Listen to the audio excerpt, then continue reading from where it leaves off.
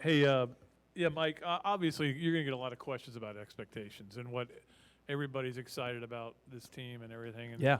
you just talk about tempering them and what are the things you need to get out of this team once practice starts. Yeah, I mean, we've got a ton of work to do, Pat. I don't blame whoever's out there saying we got a chance to be pretty good or so-and-so ranking us this in the preseason and Lenardi this and that. It is what it is. We've got a pretty good roster. It's a good problem to have. That said, we hadn't even been through a practice yet. Have no idea who's going to start, who's going to score for us, who's going to be our best defensive player. All the ingredients that exist in really good teams remain to be seen with this team. Toughness, maturity, experience, who's going to lead us, consistency, work ethic. I could go on and on and on. I mean, do I like our roster? Yeah. We've got a ridiculous schedule. We play 4 home games in the non-conference, I believe, which is unheard of at our level. Might be the only high major team in the country doing that. You can check your facts there. So, I mean, we've got a really tough schedule. We've got 9 new players. So I think in 2 weeks we'll be a lot better than we are today. How good will we be by December, early November, mid-February? I don't know. But we've got a lot to work with. I'm not going to dodge that. I like our roster on paper. Who scheduled that? Denver Parlor. Good opportunities, though. You know, we talk about it every year. We're going to play a top-tier schedule every year. This is kind of new territory for you. Have you ever been through anything similar or anything even close to this? And how long do you think, I mean, I know you got some ideas in your head. How long do you think it'll take you to try to figure out what you want to be, how you want to play? Yeah. Similar, but on a different level. Our last year at Louisiana Tech, going into that year, we had 9 new players. So from that regard, we've been through it once, not 10 times, but once. But the level of talent is very different. And you complement young guys with an older guy in Kerry Blackshear, that makes it different as well. But so I guess trying to mesh and getting these guys to coexist while being really productive together at this level, this will be the first time going through it. That said, a ton of young guys, a ton of new guys, the little bit of experience that we have, almost the same staff, of course. Some of the things we found that worked were giving a bunch of ownership and providing opportunities for these guys to communicate with one another between the lines and outside the lines as much as possible. Yeah, Noah Locke was talking recently about just how big a challenge was for him. He had no idea what he was going to be up against. Yeah. And that he's going to share that with some of these young guys. Yeah. Because he said juggling school, practice, took him till like the end of the first semester really to even feel comfortable. Yeah. What has that message been to these young guys, and how much you're going to use guys like Locke and them to impart that? A lot. It's funny. We'll use those guys a lot. And I think, again, I don't know what our leadership is going to be, but I think we have more potential leaders on this team than any team that I've coached. I think we have 4, 5, 6, maybe 7 guys that have a chance to lead in some capacity, Noah being one of those guys. We were talking an hour and a half ago, and he said, Coach, some of these freshmen don't know what they're getting into, do they? And I said, Friday's going to be rough for them. Friday's our first big one. And I said, it's going to be shocking for some of these guys, Noah. And he said, I know. It's been funny in the locker room. A few of them have been talking about the fact that, this isn't as bad as you guys said it was going to be. And Noah and I's stance, of course, is that these guys have been going through our half practices, most of it not even contact.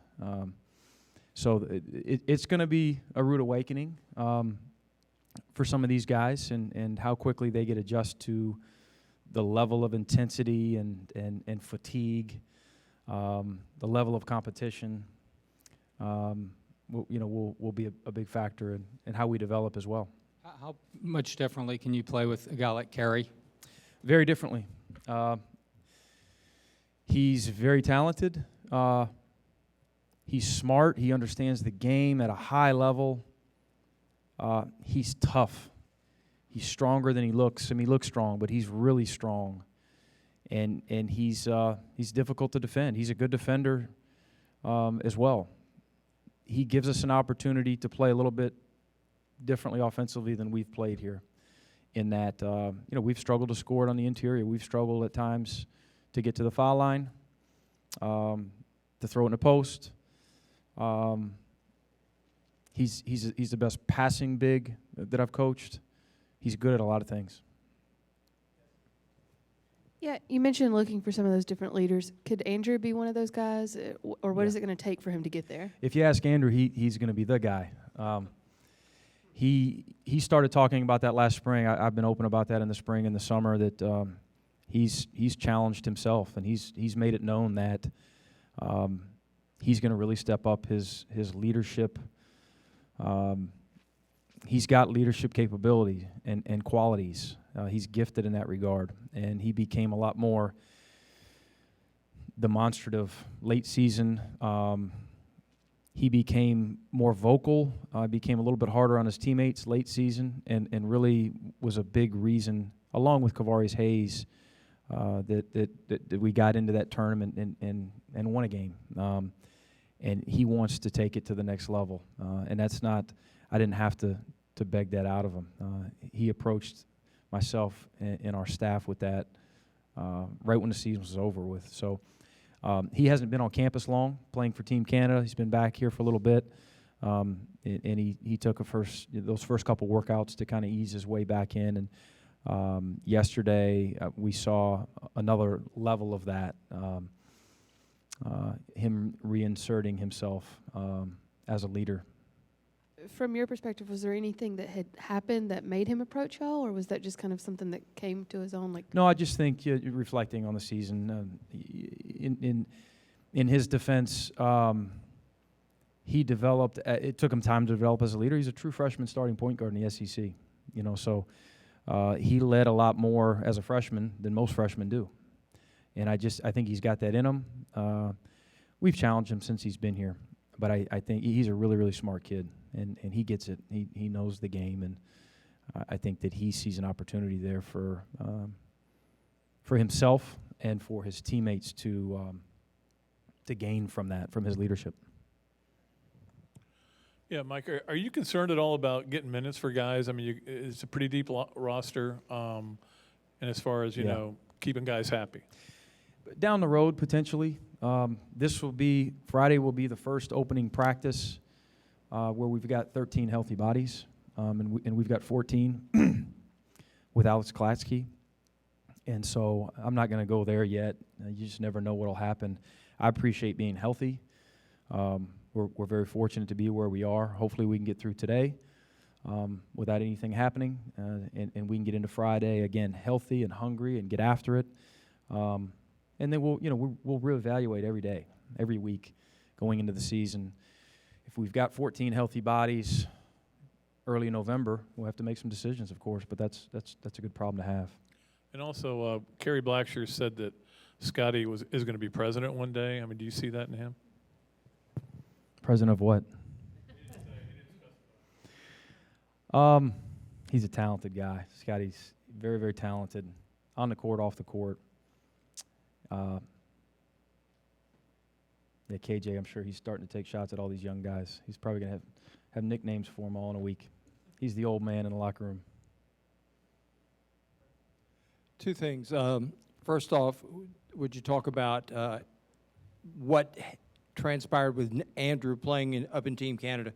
Do you see him as a more mature guy? What have you seen that you think that he came away from that experience with? And secondly, would you address Gorjak Gok? Yeah, sure. So Andrew he was invited. He's been a part of Team Canada for a long time, and we knew that in the recruiting process. We love that he has those opportunities. It's helped with molding him as a player, probably as a person as well. As I told the rest of our guys this summer when we were missing Andrew and he wasn't there for some of the grueling strength and conditioning workouts, if any of you have an opportunity to go play for Team USA, we hope you take advantage. So he's taken advantage. I think it has helped him as a player. He came back immediately, and you could see some strength, some confidence. I think he was chomping at the bit to get back here. He was really competitive, a little bit chippy. I think eager to show his younger teammates that he's a pretty good player. So we're happy to have him back. Gorjak, he's been very good. He's taken advantage of fighting through injuries and rehab, yet learning the game from the sideline, from limited reps, from film, improving his skill level at the same time. Playing with a lot of confidence for a guy who hadn't played in a long time. He's had some really good, again, abbreviated practices. Last year, you were very open about offensively having to adjust and adapt as the year went on. How have you grown as a coach since then, and where do you see this team's offensive potential? Well, I think as a staff, we all grow every day. If we're not, there's something wrong. We're going the other way. And so I probably looking at offense from last year, the biggest takeaway is that you can be creative and find different ways. And even at the end of the year, it wasn't very pretty, but we found a way to manufacture some points. And I think every year you got to go into it and say, boy, I'd really like to play this way, but you got to figure out how you should play with that roster or those 7 or 8 guys or those 10 or 11 guys. You also have to evaluate how many you can play. To Pat's point earlier. So, those are takeaways. Those are takeaways. I think we're more talented on paper this year. I'm optimistic that we can be better offensively, but we've got to figure it out. I know we're more versatile offensively, which sometimes can be, I think a lot of times can be a positive, but it can be a negative too if we've thrown too much at the wall. We've got to figure out what we're good at quickly, what our strengths are, who we want to play through. Are we all acceptant of playing that way? Can we all buy into doing that? And then hopefully find some offensive chemistry, over these next couple months.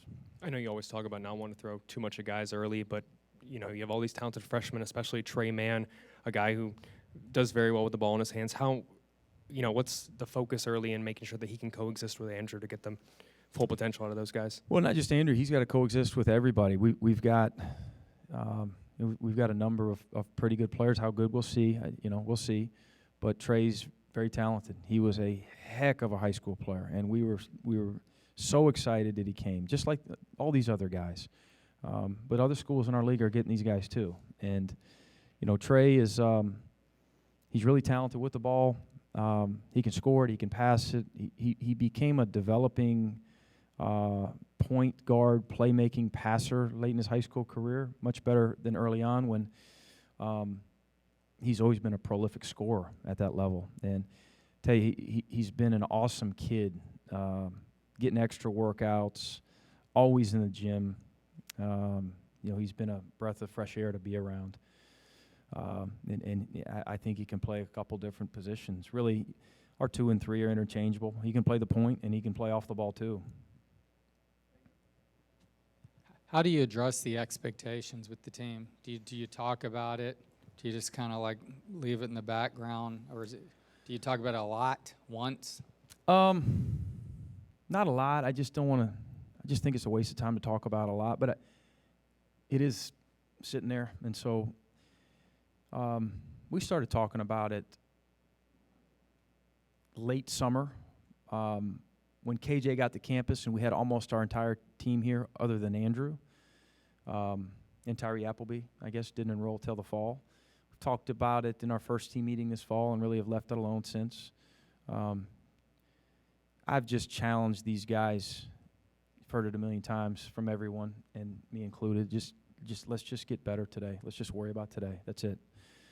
It'll all work out in the end. If we can all get better collectively today, and all of us individually in this room, we all, managers, staff included, just get a little bit better individually, because we can control that.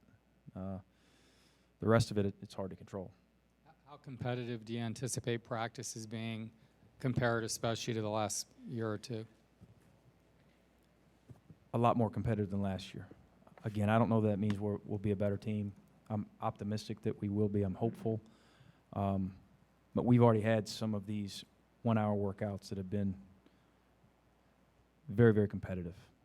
Guys getting after each other. And I think it was Darius Nichols said it the other day to a recruit that the most refreshing thing for him this fall is that we haven't had to coach effort yet.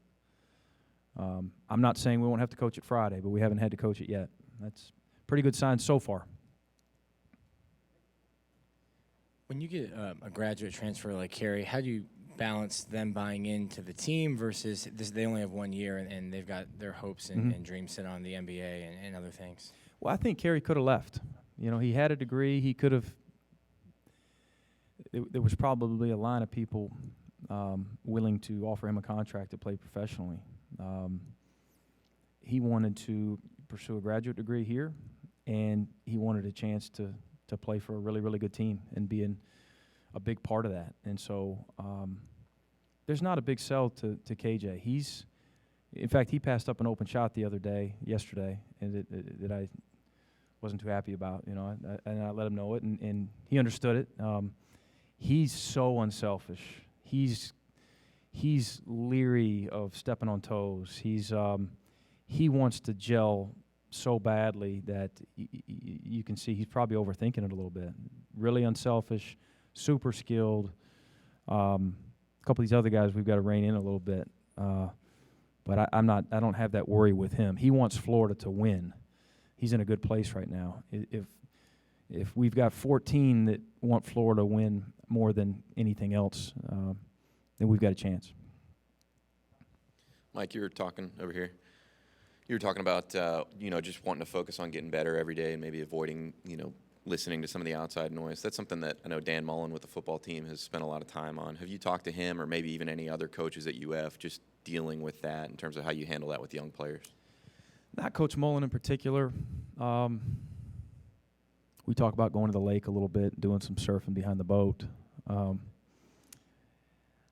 of these other coaches, though, at some of our head coach collaborations, no one in particular that sticks out, but those meetings where we sit there and you get a chance to pick brains of a lot of these guys and gals that have won national championships and been here for a long time and won a ton of games and meets and what have you. It's just this level, and it's the expectation, and we try to sell in recruiting that it's a healthy pressure. At the same time, you can't worry about it too much. You just can't. You can't control it, and you're taking away time and energy toward improvement and growth and learning. So that's that. What else we got? Keyonte Johnson last year, as he got more games, he seemed to get more comfortable, especially toward the second half of the year. Do you feel like he's coming out of his shell a little bit more? And I remember you said he wanted to be more accountable. Have you seen that from him? Yes. His biggest area of improvement has probably been his maturity, which has probably led to another level of confidence, which is probably why he's leading a little bit more now. Feels better about himself. I think that he has more ground to stand on in terms of trying to lead a little bit. He came here really young, and he was very emotional early last year. I can relate, as a college freshman. And we've coached several guys like that, very talented, and he grew a lot throughout the year relative to, Keyonte, we didn't get this right. I got you. Let me try to get it right. Whether it was coming from me, an assistant, or his teammates.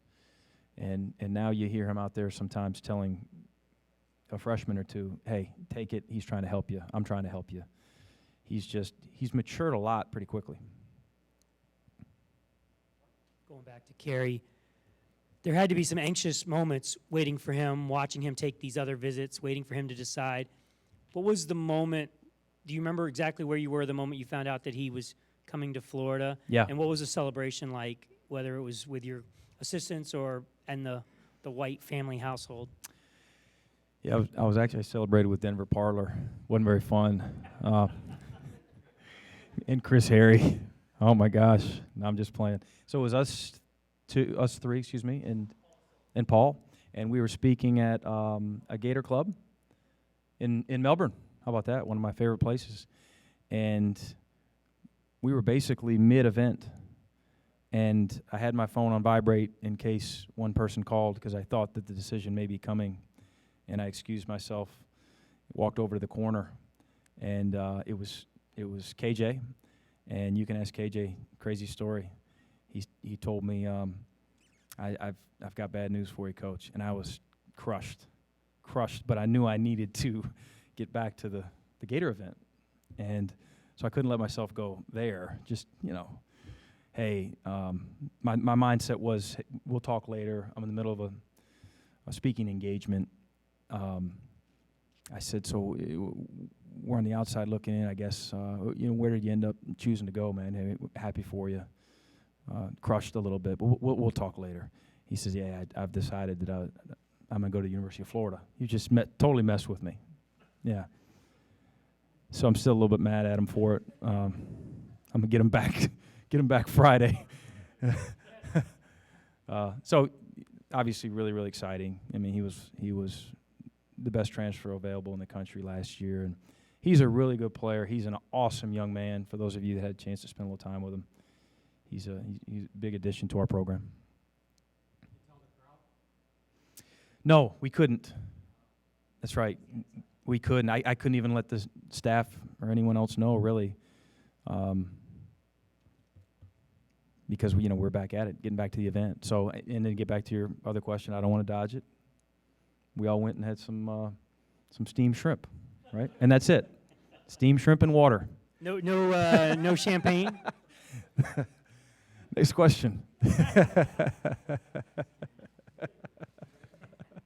Mike, you've really had good luck with graduate transfers. This is your you had Kenyon, you had Kuleshov, Yeah. now you got this one. What is it about you attracting grad transfers? Grad transfer you. Bring them on. Put that out there, friends. See who's available in the spring.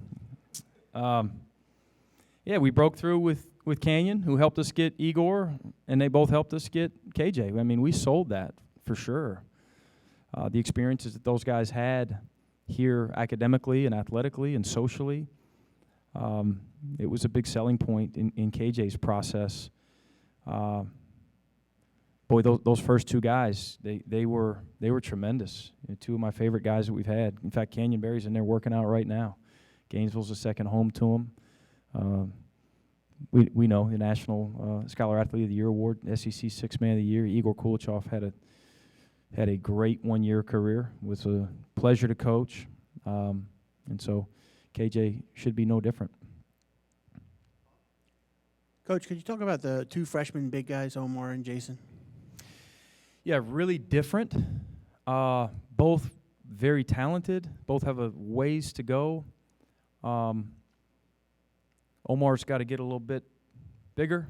Jason's got to get a little bit smaller.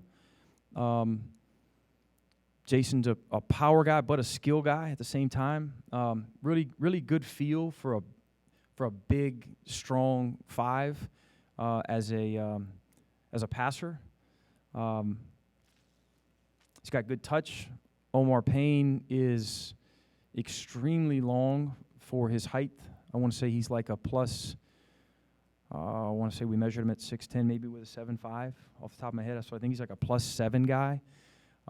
Good motor, and can really run and jump. I mean, just very gifted athletically, improving his skill level. Those guys are going to be good players here.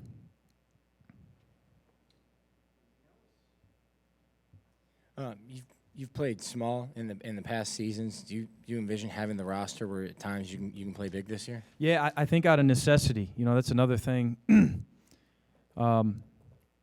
I made a comment on a podcast a couple weeks ago about the lack of weaknesses when you study our roster with regard to the improvement and the ability now to throw it on the interior. The depth, the health. So we've got those questions answered, at least temporarily, and hopefully we can maintain those same answers. We've got some speed, quickness, size, length, on paper, of course. That said, another area other than schedule, 9 new players, all those ingredients that we talked about earlier, we don't have a conventional 4 on our roster. So we're either going to play small or play big, and I don't think that we're going to play small 40 minutes a game. So we'll actually play bigger than we've ever played here. I don't know how many minutes a game we'll play big. It'll depend on who's playing well, and I guess evaluating us a month from now. But we'll play the 4-guard lineup, and then we'll play 2 5s. And I think with the skill level of KJ, that makes it a little bit easier. I think you could consider him a 4-5 guy, even at his size. So yeah, it'll be a little bit different out of necessity, small or big.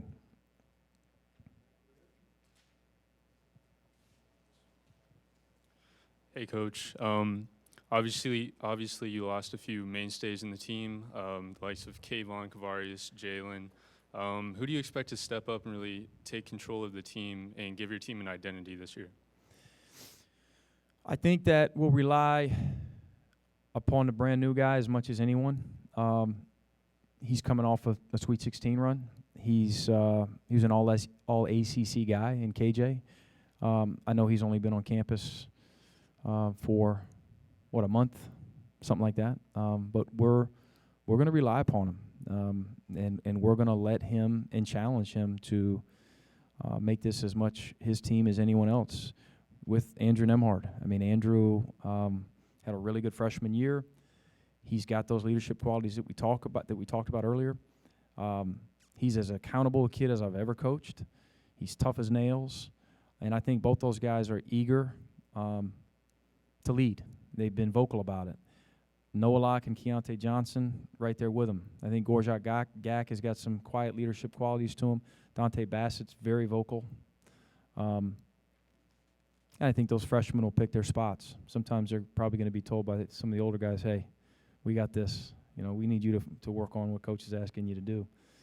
But we've got some potential leaders, probably KJ and Andrew, the guys that immediately I'll be relying upon the most, along with, again, Keyonte and Noah. Just to kind of sum it up, I mean, just how much more excitement is there in the building right now, and just the vibe with the players, coaches, just everybody? Yeah, totally different feel when you go down there, Edgar. You've got, and it is so early, but right now we've got 14 guys that are getting along and challenging each other. A lot of chatter. Again, with the 9 new guys, we're trying to promote as much ownership as possible. So the first 20 minutes of our workout yesterday, we gave it to them, and we went up as coaches upstairs and got into our practice gear after we met. And as I walked out into the gym on the balcony upstairs, it was as loud a gym as I've been in. And I'm not sure everything being said is the right thing being said right now.